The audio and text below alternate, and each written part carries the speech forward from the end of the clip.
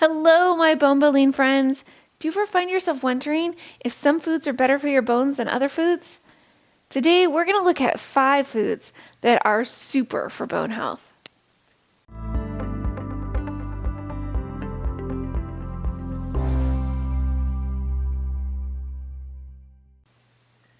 I'm Sarah, and I'm a nutritional health coach through the Institute for Integrative Nutrition. I'm also a BoneFit certified fitness instructor and a 500-hour trained yoga teacher with additional training that's specific to osteoporosis and yoga. Let's get going on our list of bone building foods that are super. As we go through this list of foods and each one's benefits for bone health, I hope that you'll find inspiration from this list. Please don't feel like you should be eating every single one of these. Food is really personal. What works well for one person doesn't necessarily work well for another person. Dairy is a classic example of this. It works wonderfully for some people, and for other people, not at all. Other people experience congestion, inflammation, digestive issues from dairy, and it just doesn't work for them. I believe it's really important to figure out what works best for you personally. Take from this list the foods that do work for you, and those foods will give your bones a boost. Number 1 on our list today is almonds. Almonds, among nuts and seeds, have quite a bit of calcium in them. They also have protein, which we need for bone health. We tend to think of raw almonds with their skins on as the healthiest way to eat them, but I want to offer a suggestion to make the nutrients in almonds more readily available. Almonds, along with all nuts, have oxalates and phytates in them. Oxalates bind with calcium and other minerals in our stomachs. This reduces the amount of calcium that we actually absorb. Phytates bind with amino acids, also known as proteins in our bodies, and this in turn reduces the amount of protein that our bodies are actually able to absorb. There is a way to reduce both the oxalates and the phytates in almonds, and to make the nutrients in them more readily available for our bodies. So start by purchasing raw almonds with their skins on because they have all the nutrients intact. But before you eat your almonds, soak them overnight in distilled water. This will actually help a lot. If you have time, you can also add a tablespoon or so of apple cider vinegar to your bowl and then soak the almonds, leaving them in the bowl for an extra couple of days. The vinegar will help to protect the almonds from growing unhealthy bacteria, and the sprouting process will make the nutrients in the almonds readily available. When I first started doing this, I found that the almonds lost a bit of their flavor during the soaking to sprouting process. So when you're done, I recommend lightly salting them and then dry roasting them in your oven at about 350 degrees for about 10 minutes. You can also take soaked or sprouted almonds and make your own almond milk, which is likely a healthier option than what you can buy at the store. Once you have your own sprouted, dry roasted almonds, you can eat them the way they are, and they'll be absolutely delicious. You can also blend them in your blender, making your own almond butter to spread on sandwiches or add into your oatmeal or a smoothie at breakfast. There are a lot of delicious ways to enjoy your almonds.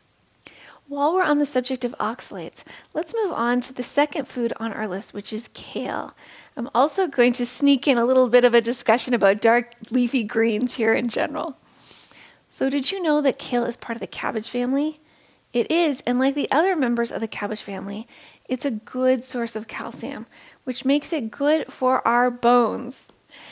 Kale's calorie light and nutrient dense. In addition to calcium, it also has magnesium and potassium and vitamins A, K1, C, and folate. Kale's a powerhouse in the nutrient department, but it's important to cook kale to reduce the oxalates and to make the calcium in it actually available. The best way to reduce the oxalate in kale is actually to boil it. Often steaming is the best way to cook vegetables and to retain the nutrient content, but in the case of kale, researchers have found that boiling kale is actually preferable to both steaming and baking to reduce the amount of oxalates that's in it. Boiling reduces oxalates somewhere between 30 to 87%. It's an effective way to reduce the oxalates. So let's go back to the cabbage family and green vegetables for just a moment. Plant foods like cabbage, bok choy, broccoli, Brussels sprouts, mustard greens, turnip greens, and kale have a bioavailability of calcium that ranges between 40 and 64%. In comparison, the bioavailability of calcium in dairy is only around 30%. This makes greens a super source of calcium and an important part of nutrition for building stronger, better bones. Cabbage doesn't have any oxalates and can be eaten raw. Good stuff to keep in mind. All right, moving on to number 3 on our list today. Let's talk about prunes. At this point, there have been several research studies demonstrating that prunes have a positive effect on bone health. Researchers find that 50 grams or between 5 to 6 prunes eaten every day helps to preserve bone mineral density at the femoral neck, where our thigh bones connect to our hip bones.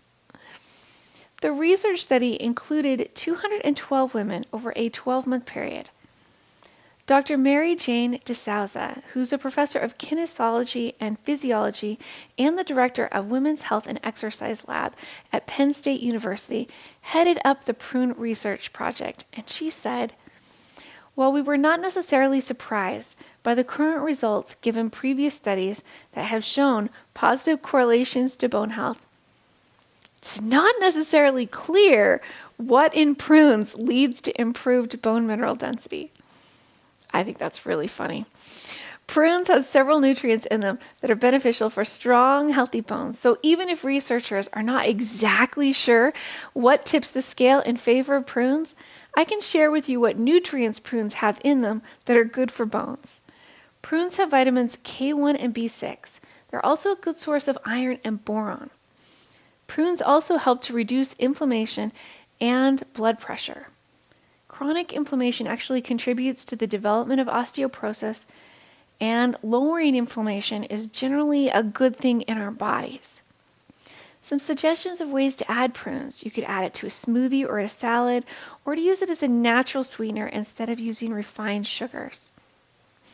And since we're talking about natural sugars rather than refined sugars, let's talk about blackstrap molasses, which is the 4th food on our list today. Unrefined molasses, or blackstrap molasses, is actually a good source of calcium. In 1 tablespoon, it has 41 milligrams of calcium. In my opinion, this might be a good excuse to have a tablespoon of molasses every day straight from the bottle. Molasses has some surprising nutritional benefits. It has iron, magnesium, potassium, phosphorus, vitamin B6, and all of that is in addition to the calcium. Molasses also contains 18 amino acids, and the iron in it helps to improve our hair and our teeth.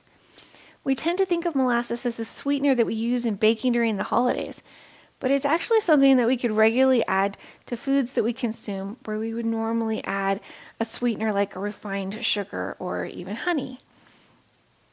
Some suggestions of where to add molasses could be on top of your steel-cut oats in the morning, into a smoothie, or on top of a yogurt.